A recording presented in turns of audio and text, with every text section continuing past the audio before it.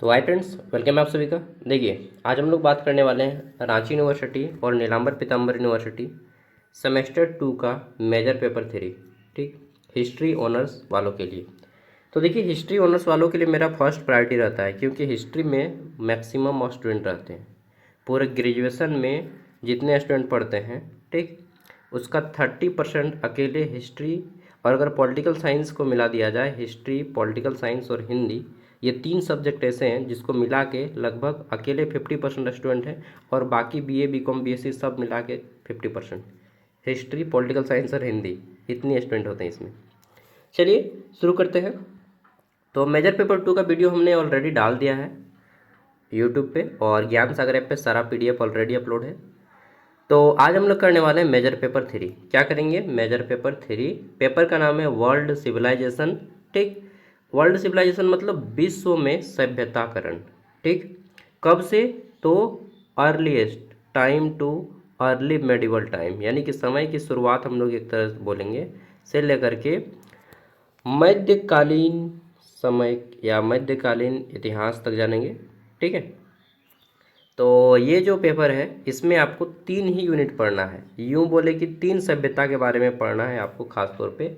पहला है आपका history of early world civilization, जिसमें आपको मेसोपोटामिया की सभ्यता के बारे में पढ़ना है, इजिप्ट यानी कि मिस्र की सभ्यता के बारे में पढ़ना है, चीन की सभ्यता के बारे में पढ़ना है, पर्शियन सभ्यता के बारे में पढ़ना है। तो पहला हो गया सभ्यता।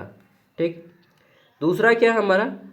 क्लासिकल ग्रीस के बारे में पढ़ना है। इसमें आपको होमर एज के बारे में पढ़ना है। ठीक, फिर पढ़ना है स्पार्टा के बारे में, एथेंस के बारे में, ग्रीक पर्शियन वॉर के बारे में। ठीक, नेक्स्ट आगे देख लेते हैं। फिर पढ़ना है इसी में ये क्या है यार, Pericles age, growth, state and society, development of science, art, अच्छा, फिलॉसफी। देखिए, प्राचीन काल में ना किस तरह से डेवलप हुआ साइंस का, कला का, दर्शन का, इसके बारे में भी जानना है। और तीसरा चीज़ पढ़ना है आपको रोम साम्राज्य के बारे में।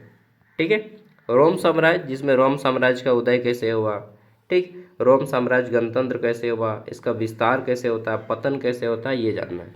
तो मुख्य रूप से हम लोग 3 चीज़ इसमें पढ़ेंगे। पहला है सभ्यता के बारे में, दूसरा है आपका कुछ कुछ एज के बारे में, Homer age, Sparta, Persia war, ठीक है, ग्रीस और पर्सिया वॉर के बारे में, और तीसरा रोमन साम्राज्य के बारे में। 3 पढ़ लीजिए, आपका ये पेपर खत्म। तो चलिए शुरू करते हैं। तीनों को लेकर हम लोग पहले क्वेश्चन आंसर करेंगे शॉर्ट में, उसके बाद फिर लॉन्ग में। ये टोटल 47 पेज का पीडीएफ है, 47 पेज का। ठीक है, तो मेरे साथ टाइम दीजिए, डेफिनेटली आपका एग्ज़ाम अच्छा जाएगा, इस बात की तो आप गांठ बांध लीजिए। ठीक है, तो कलर चेंज कर देते हैं, ये गुलाबी कर देते हैं। पहला क्वेश्चन है, मेसोपोटामिया सभ्यता कहाँ विकसित हुई? ठीक है, ये जो मेसोपोटामिया की सभ्यता है, अगर आप क्लास 12 हिस्ट्री रखे होंगे तो आप बहुत अच्छे से इसको पढ़े होंगे। ठीक है, 11 क्लास में मेसोपोटामिया की जो सभ्यता है टिग्रिस और यूफ्रेटस नदियों के बीच स्थित हुई। विश्व की जितनी भी सभ्यताएं वो किसी न किसी नदी के बीच में स्थित थी, जैसे कि सिंधु घाटी की सभ्यता सिंधु नदी के किनारे, और ये मेसोपोटामिया टिग्रिस और यूफ्रेटस नदी के किनारे स्थित थी। कई बार इसको पोर नदी भी कहा जाता है। यह क्षेत्र उर्वर अर्धचंद्र, ठीक है, कहलाता है, जहाँ सबसे पुरानी सभ्यता विकसित हुई। ठीक है, तो मेसोपोटामिया की सभ्यता विश्व की सबसे प्राचीन सभ्यता कही जाती है, और भारत में सिंधु घाटी की सभ्यता को, ठीक है, जिसे हड़प्पा सभ्यता भी कहा जाता है। तो मेसोपोटामिया की सभ्यता हो गया, टिग्रिस और यूफ्रेटिस नदी। दूसरा है हमारा क्या, हम्बुरावी किसके लिए प्रसिद्ध है? ये जो हम्बुरावी है ये किसके लिए प्रसिद्ध है? तो हम्बुरावी संहिता, कानून संहिता, ये कानून की एक किताब है। ठीक, कोड ऑफ लॉ, यह विश्व की सबसे प्राचीन लिखित कानून संहिताओं में से एक है। विश्व के सबसे प्राचीन लिखित कानून किसको माना जाता है? तो मनुस्मृति को, भारत की मनुस्मृति, ठीक, मनुस्मृति को माना जाता है।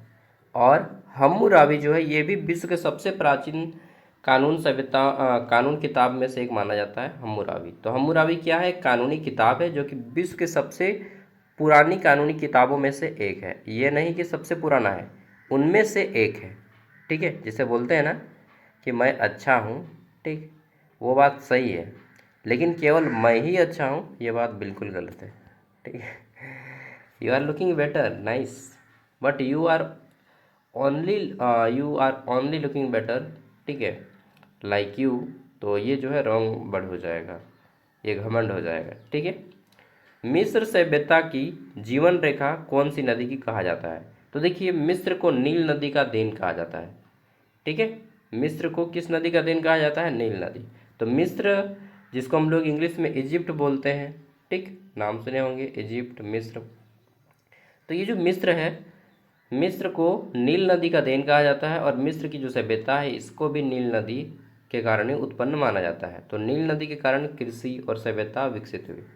विश्व के जितनी भी सभ्यताएं किसी न किसी नदी के किनारे ही स्थित हैं। ठीक है, कभी मौका मिले तो नील नदी जाइएगा, घूम घाम के आइएगा। मैं जाऊंगा तो वीडियो बना के दे दूंगा। ठीक है, पिरामिड किस सभ्यता की विशेषता है? तो पिरामिड जो है वो किस सभ्यता की विशेषता है? देखिए, पिरामिड मिस्र की सभ्यता में पाया जाता है। आपने देखा होगा इस तरह का पिरामिड बना है, ठीक, ये त्रिभुजाकार। ठीक है, और इसके अंदर मम्मी को रखा जाता था। ये मम्मी क्या होता है जी? मम्मी मतलब वो माई नहीं, मम्मी मतलब मृत व्यक्ति को कपड़े में बांध के यहाँ पे रख देता था, और इसके ऊपर जो है एगो पत्थर का पिरामिड बनाते थे ये लोग, पत्थर का पिरामिड। ठीक है, तो उस मम्मी यूट्यूब में सर्च कीजिएगा ना, देखिएगा, भूत जैसा दिखेगा आपको। पिरामिड किस सभ्यता की विशेषता है? तो मिस्र की सभ्यता में पिरामिड बनाया जाता था। ठीक, पिरामिड राजाओं और वहाँ के राजाओं को फराऊ कहा जाता था। क्या कहा जाता था? फराऊ। तो उनके मकबरे थे एक तरह से, ठीक, उनके दफन के ऊपर उनको रखा जाता था, बनाया जाता था पिरामिड को। नेक्स्ट, अगला जाता है अखनातेन किसके लिए प्रसिद्ध है? ये जो अखनातेन है यह प्रसिद्ध किसके लिए? एकेश्वरवाद, यानी कि विश्व में सब कुछ एक है, गॉड एक है, अल्लाह, ईश्वर, जो भी बोलना है सब एक है, एकेश्वरवाद, दुनिया एक है। ठीक है, सब कुछ एक है, तो ये क्या बोलता है? एकेश्वरवाद। मोनोथेइज्म इसको बोलते हैं। तो इसके सपोर्टर कौन है? तो एकेश्वरवाद के बहुत सारे सपोर्टर हैं। ठीक है, जैसे कि क्या नाम था भारत में, उनका नाम मैं बोल रहा हूँ, आदि शंकराचार्य, वो भी एकेश्वरवाद के ही थे। ठीक, अखनातेन किसके लिए प्रसिद्ध है? तो एकेश्वरवाद के लिए। उसने सूर्यदेव, ठीक, अटेन की पूजा को बढ़ावा दिया, और विश्व को, समस्त विश्व को एक मानते हैं, सब कुछ एक। ठीक, चीन की सबसे प्राचीन राजवंश कौन सा है? तो चीन का जो सबसे प्राचीन है, सबसे पुराना राजवंश, उसको सांग वंश बोलते हैं। क्या बोलते हैं? सांग वंश। यह चीन की प्राचीन सभ्यता का प्रतिनिधित्व करती है। बोला जाता है कि चीन का सबसे प्राचीन वंश यही है, सांग वंश। नेक्स्ट, अगला जाता है कन्फ्यूशियस। कन्फ्यूशियस जो है, सॉरी, कन्फ्यूशियस किस क्षेत्र से संबंधित है? तो ये दर्शन और नैतिकता, फिलॉसफी एंड एथिक्स से संबंधित है। कन्फ्यूशियस एक बहुत विद्वान थे, बड़े विद्वान, और दर्शन शास्त्र और एथिक्स के क्षेत्र में इन्होंने बहुत गहरा नॉलेज माना जाता है। उसने समाज और नैतिक मूल्यों पर काफ़ी ज़्यादा बोल दिया। ठीक है, नेक्स्ट, अगला है फारसी साम्राज्य के लिए प्रसिद्ध था। फारसी साम्राज्य किसके लिए प्रसिद्ध था? तो विशाल प्रशासनिक व्यवस्था, इनके पास जो एडमिनिस्ट्रेटिव सिस्टम था बहुत बड़ा था, बहुत बड़ा। ठीक, लार्ज एडमिनिस्ट्रेटिव सिस्टम। और उन्होंने क्या किया? तो सत्रापी प्रणाली विकसित की। हाँ, एक मिनट, मेरी मम्मी बुला रही, खाना खाने के लिए बुला रही है, हम तुरंत आ जाएंगे। क्या बोला?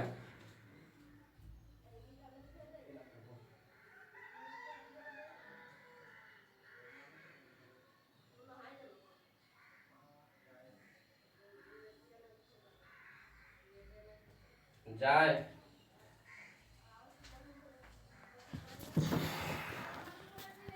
जायो जायो। देखिए, ज़िंदगी में चैन नहीं है। ठीक, तो अब मुझे जाना होगा सीमेंट लाने, सीमेंट लाऊंगा, उसके बाद आप लोग को क्लास रिकॉर्ड करूंगा फिर से। आप लोग को तो एक ही साथ वीडियो मिल जाएगा। ठीक है, लेकिन एक वीडियो बनाने के लिए मुझे कितना मेहनत करना पड़ता है आपको थोड़ी मालूम। पहले पढ़ो, फिर PDF बनाओ, फिर वीडियो बनाओ, वीडियो बनाने में भी बहुत दिक्कत, फिर उसके बाद अपलोड करना है, फिर एडिट करना है, थंबनेल डालना है, तब जाके पब्लिश होता है वीडियो। चलिए तो मैं आता हूँ, इसको कंप्लीट कर लेते हैं 10 नंबर तक, ठीक है, उसके बाद ही जाएंगे। होमर किसका लेखक है? तो होमर जो है ये एक इडिलियस, ठीक है, इलिडियस और ओडिसी लेखक है, और ये ग्रीक महाकाव्य है। ग्रीक मतलब ग्रीक एक देश है, इसको यूनान बोलते हैं। क्या बोलते हैं? यूनान। इसकी राजधानी है एथेंस। यूनान एक देश है, उसी को वहाँ पे जो भाषा चलती है उसको ग्रीक बोलते हैं। तो होमर जो है लेखक है, ये दो गो पुस्तक हम लोग बोल सकते हैं कि एलियड, ठीक है, इलियड बोलिए चाहे एलियड, और ओडिसी इसके लेखक हैं। और ये ग्रीक देश के महाकाव्य, जैसे कि भारत में महाकाव्य है ना, महाभारत, रामायण, उसी तरह से होमर में होमर जो लेखक हैं ये इलियड और ओडिसी के लेखक हैं। अगला जाता है स्पार्टा किसके लिए प्रसिद्ध है? ये जो स्पार्टा है किसके लिए प्रसिद्ध है? तो सैन्य शक्ति के लिए, मिलिट्री के पावर के लिए ये प्रसिद्ध है। स्पार्टा एक सैनिक राज्य था। कैसा राज्य था एक? तो स्पार्टा ये जो है एक राज्य का नाम है, ठीक, और ये फेमस था अपने मिलिट्री पावर के लिए, सैनिक शक्ति के लिए, जो सैनिक राज्य के रूप में स्थापित हुआ था, ठीक। अब आके करूँगा, नहीं तो मुझे डांट मिल जाएगी। तो हाय फ्रेंड्स, देखिए आगे बढ़ जाते हैं। यार सीमेंट ला के थक गए, 100 किलो सीमेंट लाए हैं रे बाप रे। एथेंस किसके लिए प्रसिद्ध है? तो एथेंस अभी मैंने बताया यूनान की राजधानी है। तो ये लोकतंत्र डेमोक्रेसी के लिए प्रसिद्ध है। यहाँ पहली बार लोकतंत्र विकसित हुआ एथेंस में, ठीक। एथेंस ग्रीस देश, जिसको यूनान भी बोलते हैं, वहाँ पे। पर्शियन युद्ध किसके किसके बीच हुआ था? तो ग्रीस और फारस के बीच में, ठीक है। अच्छा भैया, कभी ग्रीस बोलते हैं कभी यूनान बोलते हैं, माजरा क्या है? देखिए पहले इसका नाम था ग्रीस, बाद में इस देश का नाम बदल के हो गया यूनान। अभी हम लोग इसको यूनान देश बोलते हैं, ठीक है। तो यूनान देश बोलते हैं। तो यूनान और फारस, ठीक है, यानी कि ग्रीस और फारस के बीच में यह युद्ध हुआ था, पर्शियन का युद्ध। नेक्स्ट आता है आपका पहले, इसका नाम है थोड़ा अजीब है, पेलोपेनेशियन युद्ध किसके किसके बीच हुआ था? तो ये एथेंस और स्पार्टा के बीच में हुआ था। दो युद्ध याद रखना है, ठीक। पहला आपका ये पर्शियन युद्ध, दूसरा आपका पेलोपोनेशियन युद्ध, ठीक है। और ये एथेंस और स्पार्टा के बीच में हुआ था। एथेंस कौन है? तो ग्रीस की राजधानी, ठीक, और स्पार्टा एक सैनिक मतलब क्या बोलते हैं, सैन्य राज्य था, ठीक है, मिलिट्री स्टेट था। नेक्स्ट, पेरिक्लीज किस काल से संबंधित है? तो एथेंस का स्वर्णिम युग, गोल्डन एज ऑफ एथेंस कहा जाता है। इस काल में कला और विज्ञान का विकास हुआ। ओके। नेक्स्ट, रोम शहर की स्थापना कब मानी जाती है? और रोम, जिसको इटली बोलते हैं अभी हम लोग, इटाली, ठीक है, तो इटली की राजधानी है रोम। इटली की राजधानी क्या है? रोम, ठीक है। और इसकी स्थापना 753 ईस्वी पूर्व में मानी जाती है, ठीक। यह रोमुलस और रेमुस की कथा से जुड़ा हुआ है। नेक्स्ट, रोमन गणराज्य कब स्थापित हुआ? तो रोमन गणराज्य का कब स्थापित होता है? यह राजतंत्र के अंत के बाद शुरू हुआ, ठीक है, 509 ईस्वी पूर्व में। नेक्स्ट, रोमन कानून किसके लिए प्रसिद्ध है? ठीक है, तो रोमन कानून जो है किसके लिए प्रसिद्ध है? न्याय प्रणाली के लिए, लीगल सिस्टम के लिए। आधुनिक कानून इसका प्रभाव है, ठीक, रोमन कानून। आगे देख लेते हैं, जूलियस सीजर कौन था? तो जूलियस सीजर कौन था? रोमन सेनापति और शासक, दोनों जूलियस सीजर को कहा जाता है। उसने अपने राज्य या गणराज्य को साम्राज्य में बदलने में भूमिका निभाई थी, ठीक है, मतलब अपने राज्य क्षेत्र को बड़ा कर दिया था। ऑगस्टस कौन थे? देखिए, यह रोमन सम्राट था, उसने रोमन साम्राज्य की नींव रखी, ठीक है, ऑगस्टस। नेक्स्ट, पैक्स रोमन कौन है? तो पैक्स रोमन जो है, रोमन शांति काल कहलाता है, रोमन पीस कहलाता है। यह स्थिरता और शांति काल था, ठीक, रोमन पैक्स रोमन। रोमन साम्राज्य का पतन कब हुआ? तो रोमन साम्राज्य का जो पतन है 476 ईस्वी पूर्व में हुआ। पश्चिमी रोमन साम्राज्य का अंत। नेक्स्ट अगला जो है ग्रीक दर्शन के अनुसार या ग्रीक दर्शन के प्रमुख दार्शनिक कौन थे। तो देखिए जो ग्रीक देश था यानी कि यूनान देश था, यहाँ पे फिलोसफर हुए, एक से एक फिलोसफर, नाम विश्व में पूरा फेमस है। सुकरात, ठीक, सैक्रोट इंग्लिश में बोलते हैं, प्लेटो, अरस्तु जिसको एरिस्टोटल भी कहते हैं, ठीक। तो ये सब यही यूनान देश के हैं। उन्होंने पश्चिमी दर्शन की नींव भी रखी है। नेक्स्ट है मेसोपोटामिया में लेखन प्रणाली क्या थी। तो मेसोपोटामिया जो शहर था इसमें लेखन प्रणाली क्या था, यूनिफॉर्म, ठीक है। यह एक लिपि है, मतलब लिपिकार लिपि है, ठीक, यूनिफॉर्म। जैसे हमारे यहाँ पे देवनागरी चलता है, इंग्लिश का रोमन होता है, उसी तरह से इसका यूनिफॉर्म है। मिस्र में लेखन प्रणाली क्या थी। तो मिस्र जो देश है यहाँ पे हायरोग्लिप्स लेखन प्रणाली चलती है, हायरोग्लिप्स, ठीक है, चित्रलिपि आधारित लेखन। ओके, आगे देख लेते हैं चीन की जो महान दीवार है किसने बनाई। अरे बाप रे बाप, ये तो बहुत फेमस क्वेश्चन है। चीन की महान दीवार बताइए। तो चीन शिहुआंग ने बनाया था, ठीक है। यह आक्रमण से बचाव के लिए बनाया गया था चीन में। और चीन एक ऐसा देश है जिसको अंग्रेजों ने कभी बंदी नहीं बना पाया था। ओके, फारसी राजा दाराइस किसके लिए प्रसिद्ध था, सॉरी। तो फारसी जो राजा थे फारस के, ये प्रशासनिक सुधार एडमिनिस्ट्रेटिव रिफॉर्म्स के लिए प्रसिद्ध थे और उसने अपने साम्राज्य का विस्तार भी किया था। एथेंस में लोकतंत्र की शुरुआत किसने की। तो एथेंस जो देश था, ठीक, इसमें लोकतंत्र यानी कि वोट देकर अपने राजा को चुनना क्लेस्थनीज ने की थी शुरुआत, ठीक। और यूनान यानी कि एथेंस विश्व का पहला लोकतांत्रिक देश कहा जाता है। अच्छा भैया, ये वर्तमान समय में इतना पीछे क्यों हो गया एथेंस, यूनान जो है इतना पीछे क्यों हो गया। कहाँ पीछे है जी, पीछे नहीं है, ठीक, फेमस है अभी भी ये, ठीक। और यूनान, पुर्तगाल, ये सब का नाम सुने होंगे, ठीक। एक पुर्तगाल विश्व का सबसे फेमस व्यक्ति कौन है वर्तमान समय में, मालूम है, पुर्तगाल का है, उसका नाम है क्रिस्टियानो रोनाल्डो, ठीक है। नाम सुने हैं ना सब कोई, रोनाल्डो फुटबॉल। चलिए, स्पार्टा में शामिल कौन, सॉरी, स्पार्टा में शासन कैसा था। तो स्पार्टा में लोकतांत्रिक शासन नहीं था, जैसा कि एथेंस में था लोकतांत्रिक शासन, वहाँ पे नहीं था, वहाँ पे सैन्य शासन था, मिलिट्री, ठीक है, मिलिट्री ओलिगार्ची था। नेक्स्ट, वहाँ सैनिक जीवन प्रमुख था और सेना का ही शासन चलता था, सेना ही वहाँ पे सबसे टॉप लेवल पे रहती थी। रोमन साम्राज्य में सबसे उच्च वर्ग कौन था। तो रोमन साम्राज्य में सबसे उच्च वर्ग पैट्रिशियन को कहा जाता है, ठीक है। ये कुलीन वर्ग थे, कुलीन मतलब अति अमीर, ठीक, कुलीन मतलब अति अमीर।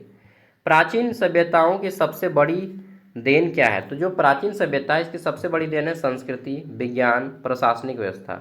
Okay, culture, science and administrative जो रिफॉर्म्स है ये प्राचीन सभ्यताओं की देन है। उन्हीं ने हमें संस्कृति दिया, साइंस का स्टार्ट किया और प्रशासनिक रिफॉर्म्स भी किया।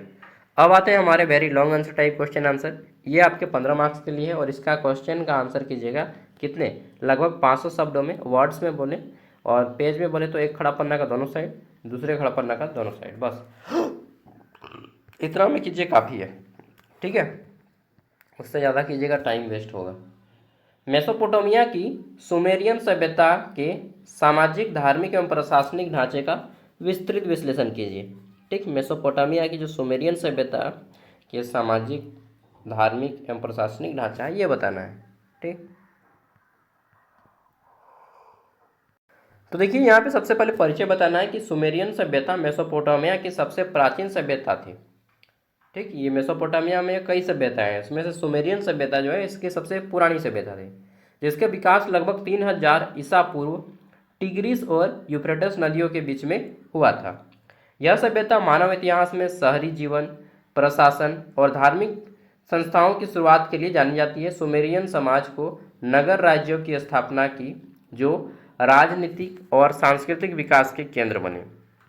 फिर सामाजिक संरचना के बारे में बताना है, धार्मिक जीवन के बारे में बताना है, प्रशासनिक व्यवस्था के बारे में बताना है और लास्ट में निष्कर्ष बता दीजिएगा। क्वेश्चन नंबर 2 आता है हमारा यहाँ पे कि बेबोलिनियन सभ्यता में हम्मुराबी की संहिता का महत्व एवं उसके प्रशासनिक प्रभाव का विश्लेषण कीजिए, ठीक। और इंग्लिश में भी क्वेश्चन है, क्वेश्चन आपको हिंदी इंग्लिश दोनों में दिया जाएगा, बट आंसर जो है केवल और केवल हिंदी में है। ठीक है। हम्मुराबी संहिता की विशेषताएं सबसे पहले बताया, जो कि विश्व का पुराने कानून किताबों में से एक माना जाता है। ठीक। फिर सामाजिक प्रभाव, प्रशासनिक प्रभाव, निष्कर्ष। ओके, इस तरह से अपना क्वेश्चन का आंसर फ्रेम कीजिएगा और कोशिश कीजिएगा कि जितना यहाँ पे लिखा गया उसको थोड़ा सा और अपने दिमाग से लिखने का प्रयास कीजिएगा। प्राचीन मिस्र के पुराने राजवंश, ओल्ड किंगडम के राजनीतिक विकास और शासन व्यवस्था का विश्लेषण करना है। Analyse the political development and governance system of the old kingdom of Egypt. Okay, इसमें फाराओं की सर्वोच्च सत्ता, प्रशासनिक संरचना, केंद्रीय शासन व्यवस्था और लास्ट में निष्कर्ष। फिर आ जाता है मिस्र की सभ्यता जो है। ठीक, मिस्र सभ्यता की कला, वास्तुकला, फिर अखनातेन और धार्मिक सुधार के बारे में बताना है। यहीं पे आपको पिरामिड का भी क्वेश्चन को जोड़ के आंसर कर देना है। ठीक, चलिए अगला क्वेश्चन देखते हैं। क्वेश्चन है हमारा यहाँ पे कि सांग वंश के राजनीतिक, सामाजिक, वैज्ञानिक, तकनीकी विकास का विस्तृत विश्लेषण कीजिए। ओके, तो सांग वंश का राजनीतिक, सामाजिक, वैज्ञानिक, तकनीकी विकास क्या क्या है, कैसे हुआ, ये सब आपको डिटेल में बताना है। आगे देख लेते हैं नेक्स्ट। तो अगला क्वेश्चन आ जाता है हमारा क्या, ओज। ओज वंश की राजनीतिक व्यवस्था, ठीक है, और इसकी अवधारणा मेरिड ऑफ हेवन, ठीक, सर की अवधारणा तथा उसके सामाजिक प्रभाव के बारे में बताना है। ठीक है, आगे देख लेते हैं नेक्स्ट क्वेश्चन। अगला क्वेश्चन है हमारा फारसी सभ्यता की राजनीतिक, सामाजिक, आर्थिक व्यवस्था के बारे में बताइए। ये जो फारस देश है, ठीक, फारस, इसके बारे में बताना है आपको। राजनीतिक यहाँ पे कैसे चलता था, सामाजिक जीवन कैसा था, आर्थिक जीवन कैसा था, ठीक है, लास्ट में निष्कर्ष। क्वेश्चन नंबर 8 आ जाता है हमारा प्रारंभिक विश्व सभ्यता, जिसमें मेसोपोटामिया, मिस्र, चीन और फारस की सभ्यता के बारे में है पढ़ना। तुलनात्मक समीक्षा करना है कि कौन किससे ज़्यादा बेटर है और किसमें क्या खूबी थी। ठीक है, सभी को बताना है। भौगोलिक किसका कितना एरिया बड़ा था, राजनीतिक दृष्टिकोण से कौन लोकतांत्रिक था, कौन प्रजातांत्रिक था, कौन राजतांत्रिक था, सामाजिक संरचना कैसी थी इनमें, इनमें कौन कौन से धर्म को अपनाया जाता था। ठीक है, नेक्स्ट अब आते हैं यूनिट 2। क्वेश्चन है हमारा होमर युग। होमर युग के सामाजिक, राजनीतिक एवं सांस्कृतिक विकास का विश्लेषण करना है। क्लासिकल ग्रीस के उद्भव में इसकी भूमिका स्पष्ट करना है। ठीक, सामाजिक संरचना पहले पढ़िए, फिर राजनीतिक व्यवस्था, सांस्कृतिक विकास, ये इसके बाद आपको निष्कर्ष। नेक्स्ट आता है हमारा एथेंस और स्पार्टा के राजनीतिक, सामाजिक और सैन्य संगठन की तुलनात्मक समीक्षा करना है। ओके, नेक्स्ट आगे देख लेते हैं। अगला जाता है ग्रीस के पर्शियन युद्ध के कारण घटनाक्रम और परिणाम का विस्तृत विश्लेषण करना है आपको। Analyse the cause, course and consequence of the Persian war in Greece. Okay, चलिए आगे देख लेते हैं। इसमें युद्ध का कारण बताना है, प्रमुख घटनाएं, परिणाम और युद्ध, निष्कर्ष। नेक्स्ट आता है नेपोलियन युद्ध के कारण, सॉरी नेपोलियन बोल रहा हूँ, पेलोपोनेसियन युद्ध के कारण क्या था, क्यों हुआ ये युद्ध, ये घटना जब हुई तो इसका क्या परिणाम निकला, ये आपको एनालिसिस करना है। क्वेश्चन सब देख लीजिए, बाकी आप ज्ञान सागर ऐप इंस्टॉल कीजिएगा तो सारा कुछ मिल जाएगा। मैं ऐप के बारे में थोड़ा सा बता देता हूँ। ये पेरिक्लीज युग के बारे में है। ठीक, तो ये है हमारा ऐप ज्ञान सागर। ठीक, उसके बाद इसको इंस्टॉल कीजिएगा, लिंक वीडियो के डिस्क्रिप्शन में भी और प्लेलिस्ट में भी। ठीक है, जो लोग इंस्टॉल किए हैं आपको बहुत बहुत थैंक यू मेरी ओर से। ठीक है, 60 रुपया में इतना सस्ता कोर्स आपको पूरे यूट्यूब में कहीं नहीं देगा, क्योंकि 60 रुपये में मैं 4 साल का कोर्स दे रहा हूँ। यहाँ पे आने के बाद आपका इस तरह से आके रुक जाएगा। आपको क्लिक करना है यहाँ पे क्रिएट एन अकाउंट पे, इस पर क्लिक करेंगे। यहाँ पे अपना फ़ोन नंबर और पूरा नाम दीजिएगा। उसके बाद फिर से क्रिएट एन अकाउंट पे क्लिक कीजिएगा। जैसे ही क्लिक करेंगे तो आपके यहाँ पे ओपन हो जाएगा, OTP आएगा, OTP डालिएगा, खुल जाएगा। फिर आपको आना है ऑल कोर्स में, ऑल कोर्स में क्लिक करेंगे और यहाँ से रांची यूनिवर्सिटी का कोर्स ले लीजिएगा। जो लोग फ़ोन पे नहीं चलाते हैं वो लोग को यहाँ पे स्कैनर भी मिलेगा। 2 ऑप्शन रहेगा, एक UPI का, एक स्कैनर का। स्कैनर पे क्लिक करेंगे तो स्कैनर आ जाएगा। किसी को भी पेमेंट करने के लिए जो फ़ोन पे चलाता है, ठीक, ऑटोमेटिकली 60 रुपया कट जाएगा। बस वो स्कैन करेगा, उसके बाद पेमेंट कर देगा और आपका ऐप ओपन हो जाएगा। बाद में आप उसको 60 रुपया दे दीजिएगा। ये कोर्स आपका 4 साल के लिए। अगर आप ये कोर्स खरीदते हैं तो सेमेस्टर 1 से 8 तक सब फ्री हो जाएगा, सब कुछ फ्री, सब कुछ, हाँ सब कुछ। 4 साल तक, हाँ 4 साल तक हर एक पेपर, हाँ हर एक सेमेस्टर का हर एक पेपर, ठीक है। जैसे यहाँ पे आप देख लीजिए, मान लीजिए आप सेमेस्टर 2 में क्लिक किए, ठीक, सेमेस्टर 2 क्लिक किए तो सेमेस्टर 2 में यहाँ पे आपको इस तरह से आएगा। 24-28 सेशन पे आप क्लिक करेंगे, यहाँ पे जैसे क्लिक करेंगे तो यहाँ पे आ जाएगा मेजर 2, मेजर 3, जो भी पेपर आपको देखने का मन करता है देख सकते हैं। एईसी पेपर, एमडीसी पेपर सब ऑलरेडी अपलोड है। ओके दोस्त, चलिए फिर व्यू पे क्लिक करेंगे, ये आपका पीडीएफ खुल जाएगा। इस पर क्लिक करेंगे तो ये डाउनलोड हो जाएगा पीडीएफ आपके फ़ोन पे, ठीक है। मेरा दोस्त लोग विनोबा भाई यूनिवर्सिटी का कोर्स बेचता है। एक सेमेस्टर का कितना लेता है मत बताएं? एक सेमेस्टर का लेता है 1800, एक सेमेस्टर का। और मैं कितना ले रहा हूँ? 60 रुपया, वो भी कितना साल का? 4 साल का। तो देखिए, ये मैं बिजनेस के पर्पज से नहीं किया हूँ, ठीक है। मैं ये चाहता हूँ कि आप लोग का पढ़ाई न रुके और मेरा खर्चा भी ना रुके, ठीक है। मतलब अब देखिए, आप लोग का पढ़ाई के कारण मैं अपना भी खर्चा नहीं निकालूँ तो फिर वो दिक्कत हो जाएगा ना। तो अब बस इससे मेरा खर्चा निकलेगा, ऐसे नहीं कि मैं इससे अरबपति करोड़पति बन जाऊंगा यार, ठीक है। चलिए, तो पेरिक्लिस युग में ग्रीक राज्य और समाज के विकास, विज्ञान, कला और दर्शन के उत्कर्ष का विस्तृत वर्णन करना है, ठीक है। चलिए, उसमें भी मैंने ये बोला है कि जब मेरा गवर्नमेंट सर्विस वगैरह यदि हो जाएगा तो मैं आपको क्या करूँगा, ये कोर्स बिल्कुल फ्री कर दूँगा। लेकिन अभी खरीद लीजिए, जब होगा तब उन जूनियर बच्चों को हेल्प हो जाएगा, ठीक है।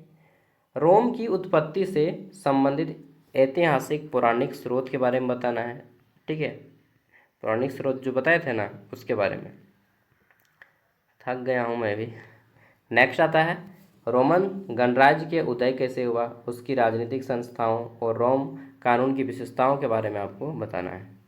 ओके, आगे देख लेते हैं। तो नेक्स्ट आ जाता है हमारा यहाँ पे, रोम साम्राज्य के विस्तार के कारण उसकी प्रशासनिक व्यवस्था एवं सैन्य शक्ति का विश्लेषण कीजिए।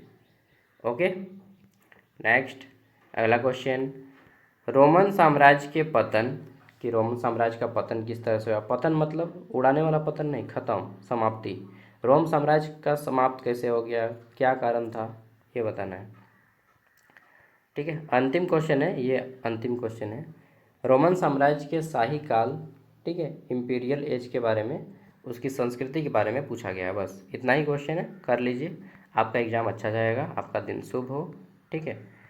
तो मिलते हैं अगली वीडियो में दोस्तों, बाय। और लिंक वीडियो का डिस्क्रिप्शन में है ऐप का। अगर आपको पीडीएफ चाहिए सभी सेमेस्टर का तो सिर्फ 60 रुपया दीजिए, ज़्यादा नहीं मांग रहा हूँ, बाकी आपकी मर्ज़ी, इसमें तेरा घाटा समझ रहे हैं ना, मेरा कुछ नहीं जाता। बाय बाय, जय हार।